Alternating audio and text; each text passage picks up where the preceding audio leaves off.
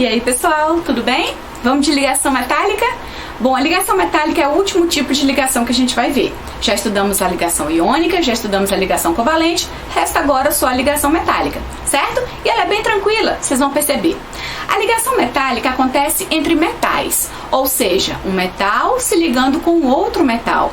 Nós já vimos que os metais eles têm uma característica, uma propriedade periódica bem particular. Eles são eletropositivos. O que isso quer dizer? Eles têm tendência de doar elétrons e assim ficarem positivos, certo? Lembrando que quando um átomo perde elétrons, ele se torna cátion, ele fica positivo. Então é isso que vai acontecer com os metais. Eles não têm para quem doar, porque todos os metais querem doar elétrons, não tem ninguém que queira receber. Então esses átomos vão doar elétrons para o ambiente e se tornar então positivos. Olha como funciona, vamos ver se você consegue entender melhor assim. Como se eu tivesse aqui, ó, 3 átomos metálicos, tá certo? Os meus átomos metálicos são esses daqui. Esse vermelhinho, esse metal vermelho quer doar elétrons, esse roxo quer doar elétrons, esse azul quer doar elétrons. Eu não tenho nenhum elemento para receber. Então eles vão doar elétrons para o ambiente, como se fosse a minha mão. A minha mão é o mar de elétrons, são elétrons aqui, então ela é negativa, e esses átomos eles ficam positivos, e eles ficam presos assim. Olha ali na imagem. Então, esse aqui, ó, são elétronzinhos de cada um desses átomos. Esses átomos ficaram positivos e por isso ficam presos a esse mar de elétrons. A essa quantidade de elétrons que eu tenho aqui, ela pode ser chamada de nuvem eletrônica ou mar de elétrons, certo? A principal aplicação para a ligação metálica é a formação das ligas metálicas. O que são ligas metálicas? É a junção de metal. Essas ligas, elas são importantes para a gente no dia a dia. Por exemplo, a liga bronze não tem na tabela periódica. Por que bronze não tem? Porque bronze é a união de cobre com estânio. Latão não tem na tabela periódica. Por que não tem? Porque latão é uma mistura de zinco com cobre. Então, quando eu tenho uma mistura, a junção de 2 ou mais metais, eu digo então que eu tenho uma liga metálica, certo? Essas ligas metálicas acontecem com o propósito de aumentar uma determinada característica de um elemento químico ou de dar a essa liga uma característica que não tinha. Exemplo, aumentar a resistência, evitar a corrosão e assim por diante. Então, essas são algumas das ligas que nós vamos estudar a partir de agora, ok? A ligação metálica é uma ligação desorientada. O que quer dizer isso, desorientada? Eu não tenho uma fórmula, não obedeço aquela troca de elétrons e coisa e tal que a gente viu tanto na iônica quanto na covalente. Aqui é diferente. Aqui eu tenho elementos que são representados por essas bolinhas prateadas. Esses elementos liberam para o ambiente os seus elétrons que estão na última camada.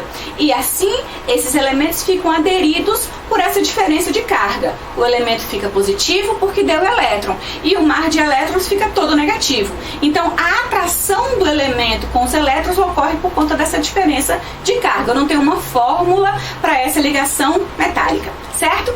Além disso, eu tenho uma movimentação extrema desses elétrons aqui. E é essa movimentação que permite a essas ligas metálicas uma maior transmissão de eletricidade e de calor. Ele consegue transmitir, o calor consegue passar por esses elétrons. Por quê? Porque esses elétrons estão livres. Então eu digo que os metais e as ligas metálicas apresentam alta condutibilidade, tanto elétrica quanto térmica, certo? Um exemplo, você está fazendo seu arrozinho, está lá refogando arroz no alho e deixa a água para pegar depois. Você deixa a sua colher e vai pegar a água. A colher é de metal, tá na panela que também é de metal. Quem está recebendo a fonte de calor é a panela, mas a panela de metal passa, transmite, conduz a temperatura até a colher. Quando você vai pegar na colher para mexer novamente, você sente a colher quente, porque a colher é de metal, a panela é de metal. Então eu tenho uma transmissão, uma condução de calor com facilidade. E por que acontece isso? Porque eu tenho esses elétrons livres que permitem essa condução, tanto de calor quanto de eletricidade. Beleza? Também essas ligas apresentam alta maleabilidade e ductibilidade. O que quer dizer isso? A gente já viu essa propriedade lá atrás. Maleabilidade é a capacidade de formar lâminas. Eu tenho lâminas de latão, eu tenho lâminas lâminas de bronze. Por que eu consigo formar essas lâminas? Porque elas são formadas de metais e os metais apresentam essas características, certo? E eu também tenho a ductibilidade, que é a propriedade de formar fios. Então eu consigo formar fios de ouro 18 quilates, eu consigo formar fios de aço, sendo que o ouro 18 quilates e o aço são exemplos de ligas metálicas. Mas como essas ligas metálicas elas são formadas? Na verdade, a liga funciona como uma mistura de metais, uma mistura chamada de homogênea. Eu não consigo perceber a diferença dos metais depois que eles estão juntos. Eu não consigo olhar ali, por exemplo, no latão e perceber, olha, isso aqui é o zinco, olha, isso aqui é o cobre. Eu não consigo perceber, porque eles estão tão agregados, formando uma coisa que parece uma coisa única, certo? Por que que acontece isso? Porque eles são feitos dessa forma aqui. Eu tenho então a junção desses metais, onde eles são fundidos primeiramente. E o que que quer dizer fundido? Eu tenho um zinco derretido e um cobre derretido. Depois que eles estão derretidos, eles são misturados e aí formam uma coisa só. Eu coloco em uma forma, ele vai se solidificar e vai ter o formato que eu gostaria que tivesse, para fazer o objeto que eu quero, tá certo? Eu vou dar um exemplo. Para fazer uma aliança, você vai casar, precisa dar uma aliança para sua esposa, né? No dia do casamento. Para fazer essa aliançazinha aqui, essa aliança não é ouro puro.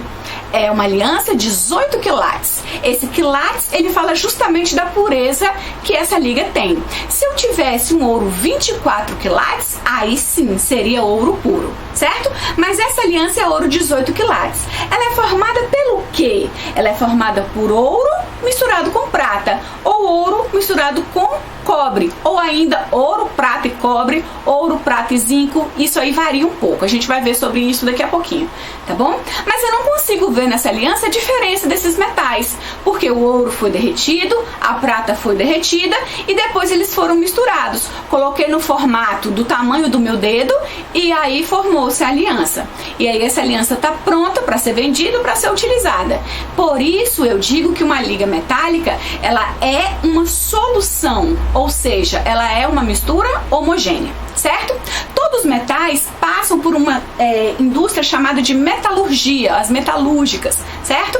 Mas o ferro é o principal metal utilizado, então ele tem uma indústria específica para ele, e essa indústria é chamada de siderurgia. É lá que eu tenho a manufaturação do ferro, para poder formar aço inoxidável, para formar fios, formar lâminas e assim por diante. Tá certo? Então o ferro lá nessa siderurgia é acrescentado de outros metais para poder formar a sua liga metálica. Agora eu tenho exemplos de ligas metálicas que a gente utiliza no nosso dia a dia. Tem só essas ligas? Não, tem muito mais. Aqui são as principais. Eu também não vou falar de todas, porque eu sei que você não vai gravar todas. Vou falar de algumas, certo? Vou falar, por exemplo, do latão e do bronze, eu já disse lá no início. Vou falar de outras. Vou falar primeiro do aço. Aço é a mistura de ferro com carbono. E aí você para pensar e fala assim, mas Mariana, ferro beleza, é metal, mas o carbono? Você disse lá atrás que o carbono é um ametal. Se eu tenho a ligação entre metal e ametal, isso aí é ligação metálica ou isso aí é ligação iônica? Atenção a isso. Quando eu formo o aço, a ligação sim é entre metal e ametal, mas só que a maior parte das ligações que acontecem com o aço são entre ferro e ferro, metal e metal. Só para vocês terem uma ideia, 99% das ligações são entre ferro e ferro. Só 1% é entre ferro e carbono. O carbono é como se fosse uma pitadinha ali nessa ligação. Essa pitadinha é para dar maior resistência e menor oxidação, menor corrosão desse metal ferro. Se eu coloco, por exemplo, lá no ambiente, uma barra de ferro e uma barra de aço, qual enferruja primeiro? A barra de ferro enferruja primeiro. Por quê? Porque é o carbono que vai dar mais resistência à corrosão a esse ferro. Então, atenção a essa liga de aço, tá bom? Aço, então, é sim uma ligação metálica, porque essas ligações acontecem em maior quantidade entre átomos de ferro com átomos de ferro, certo? E aí eu tenho as variações desse aço. Por exemplo, aço inoxidável. o inox que a gente tem na nossa casa, né? Os talheres que são feitos de inox, os recipientes, as bachelas que são feitas de inox. Então esse inox tem uma outra pitadinha a mais, um outro metal que chega aí para dar um brilho diferente. E esse metal é chamado de crômio. Então eu tenho ferro, carbono e uma outra coisa, e um outro metal, que é o crômio. A junção desses três dá uma tonalidade, uma função diferente, tá certo? Para essa liga. Então o que você tem que lembrar da liga? Que os metais, eles vão se complementar para ter características diferentes e por isso são utilizados com objetivos diferentes. Beleza, pessoal? Tranquilo até aqui?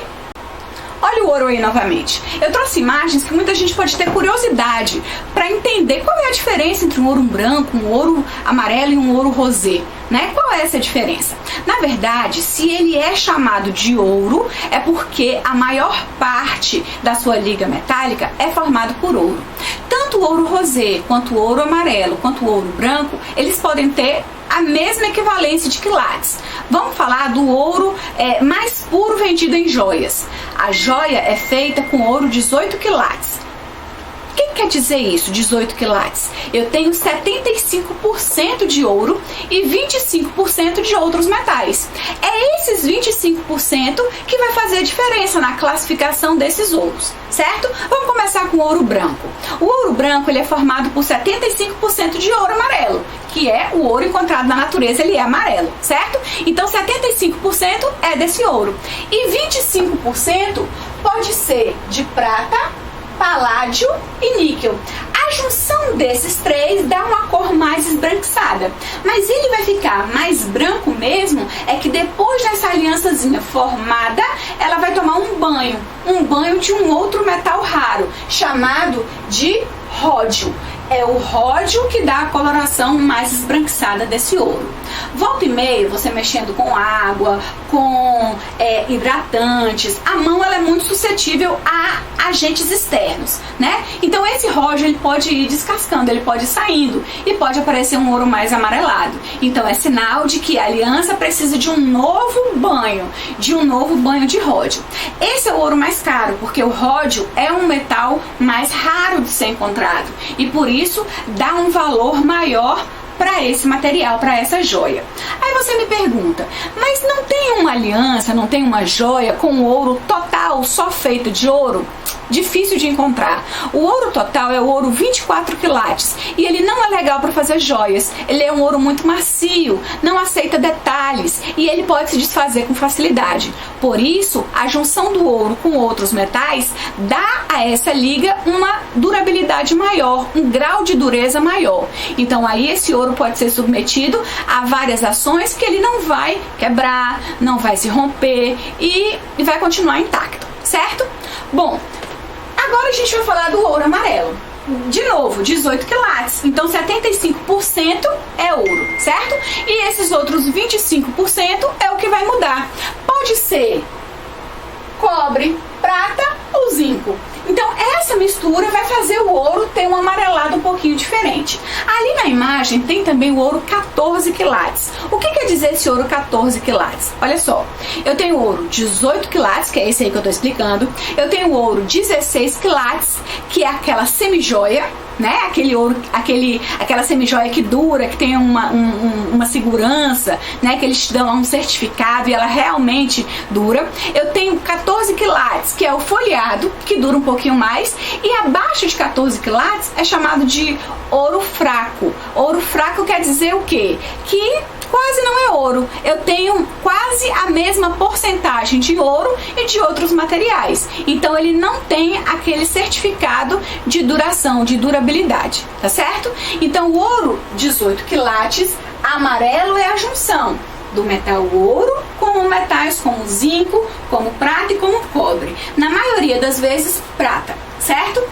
Já o ouro rosé, que é aquele ouro meio avermelhado, ele tem a junção de 75% do ouro amarelo e 25% de cobre. E é esse cobre que dá esse tom mais rosé para o ouro, tá certo? Então agora a gente já sabe a diferença dos três ouros, ok? Uma outra liga metálica utilizada no seu dia a dia é a amálgama. Esse nome difícil, amálgama, é só para dizer que é a junção de prata, mercúrio ou ainda prata, mercúrio e estanho. Ela é muito utilizada pelos dentistas no processo de restauração das obturações. O que quer dizer isso? Quando você tem uma cárie no seu dente, você vai ao dentista, o dentista passa aquele motorzinho insuportável para tirar aquela cárie, certo? E limpa e coisa e tal. Fica lá o buraco. Esse buraco precisa ser tampado. Ele pode ser tampado com resina, que é a mais utilizada hoje, que é aquela massinha branca, ou ele pode ser tampado com amálgama, que é a massinha prateada. Essa amálgama, ela é bactericida, ou seja, a bactéria que entra ali não vai sobreviver. Portanto, esse dente fica resguardado, fica curado dessa bactéria. Olha só como ela se coloca. Então, eu tenho a amálgama, ela faz uma massinha molinha, eu coloco ali para secar com um raio azul que o dentista coloca no seu dente. Ela seca rapidinho, tem um gostinho, né, meio azedinho, mas depois passa. Então, ela serve para proteger contra a bactéria da cárie, certo? Bom, terminamos ligações metálicas, então para concluir esse assunto de ligações, tem aqui um slide só com um resumão, como se fosse um mapa mental do que a gente falou, certo? E um mapa mental animado. Então aqui eu tenho a ligação covalente. Lembrando, o que é a ligação covalente? É a ligação entre ametais que os dois querem receber elétrons para poder chegar à sua estabilidade. Mas então, como os dois querem receber, eles fazem um compartilhamento de elétrons. Esse é o meu e esse é o seu. A gente precisa para poder ficar estável dos dois. Eu te empresto o meu e você me empresta o seu. E assim a gente consegue suprir aquela regra do octeto, certo? Já a ligação iônica é aquela que acontece entre um metal e um ametal, onde o metal quer dar e o ametal quer receber. Então é uma união perfeita. Um dá e o outro recebe. Por isso que é uma ligação extremamente forte. Beleza? Depois eu tenho a ligação coordenada dativa. Essa ligação dativa faz parte da ligação covalente. Também tem um compartilhamento, só que é um pouquinho diferente. Aqui os ametais se juntam, mas um dos ametais já está estável, já está com seu octeto completo. Ele não precisa receber emprestado o elétron de ninguém. Então o que ele faz? Vem, meu amigo, a gente se une. Eu te empresto 2 elétrons para você conseguir a sua estabilidade, mas você não precisa me emprestar não, porque eu já estou de boa. Então acontece ali o quê? Um compartilhamento unidirecional. Um elemento empresta 2 elétrons e sempre vai de 2 em 2, beleza? E pra gente fechar, a ligação metálica que a gente viu agora, onde eu tenho a junção de metais. Pode ser metais iguais ou metais diferentes. Esses metais se unem porque todos eles querem dar elétrons, formam um mar de elétrons, eles ficam positivos e aí se unem a esse mar de elétrons e conseguem se ligar dessa forma. Ok? Bom, o que eu tinha para falar para vocês é hoje, espero que vocês tenham entendido e a gente se encontra no próximo assunto, ok? Bye, bye!